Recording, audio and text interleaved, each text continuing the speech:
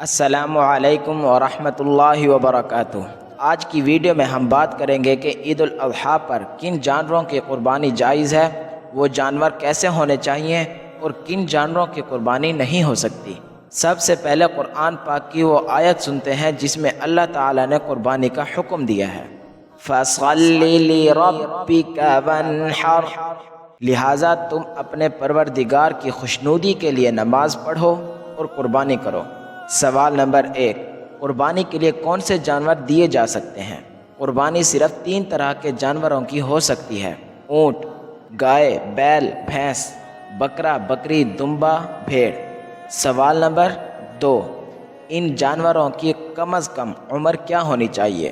نبی کریم صلی اللہ علیہ وآلہ وسلم نے فرمایا، جس کا مطلب یہ ہے کہ جانور کم از کم عمر: اونٹ 5 سال، گائے، بیل، بھینس 2 سال، بکرا، بکری 1 سال، دمبا یا بھیڑ 6 ماہ اگر 1 سال کا لگے۔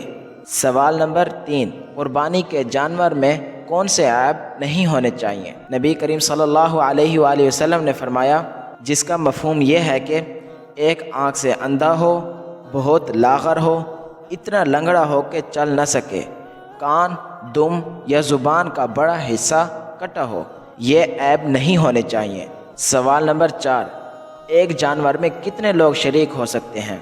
گائے یا اونٹ میں 7 افراد شریک ہو سکتے ہیں، بکرا یا بکری میں صرف 1 شخص کی قربانی ہو سکتی ہے۔ سوال نمبر 5، اگر جانور حرام پیسوں سے خریدا جائے تو کیا قربانی ہوگی؟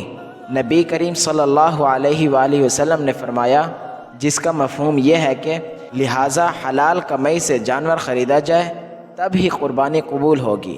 اللہ تعالیٰ فرماتے ہیں، لَن يَنَالَ اللَّهَ لُحُومُهَا وَلَا دِمَاؤُهَا وَلَكِن يَنَالُهُ التَّقْوَىٰ مِنكُمْ، اللہ کو نہ ان کا گوشت پہنچتا ہے نہ ان کا خون، لیکن اس کے پاس تمہارا تقویٰ پہنچتا ہے۔ قربانی اصل میں دل کی نیت کا نام ہے، صرف جانور کاٹنے کا نہیں۔